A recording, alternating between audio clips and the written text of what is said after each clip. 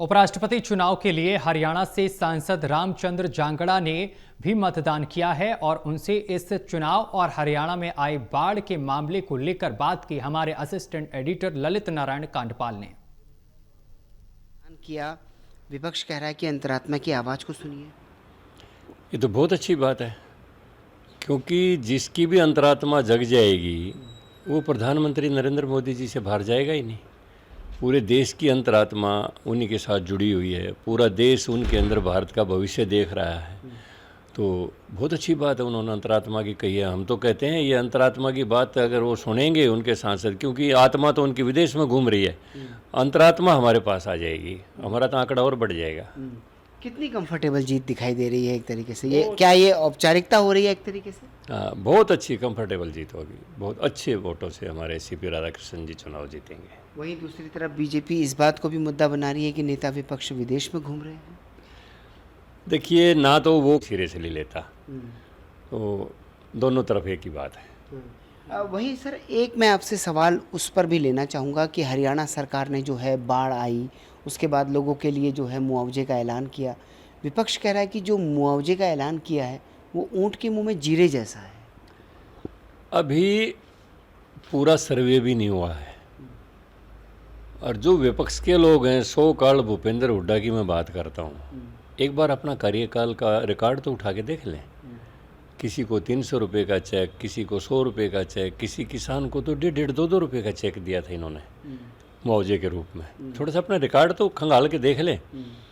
2014 से जब से हरियाणा में भारतीय जनता पार्टी की सरकार आई है, जब भी फसलों का कभी भी नुकसान हुआ, शुरू में ही मनोहर लाल जी के बनते ही इतनी भारी ओलावृष्टि हुई, बारिश हुई, गेहूं की फसल खराब होगी, लोगों को उस समय 13 हज़ार रुपये एकड़ का मुआवजा पहली बार मिला। 1092 करोड़ रुपया हमने गेहूं का मुआवजा दिया था, और 800 कुछ करोड़ रुपया नरमा जो कपास की फसल का मुआवजा दिया था। 2000 करोड़ रुपया 2 साल में किसानों को मुआवजा दिया था।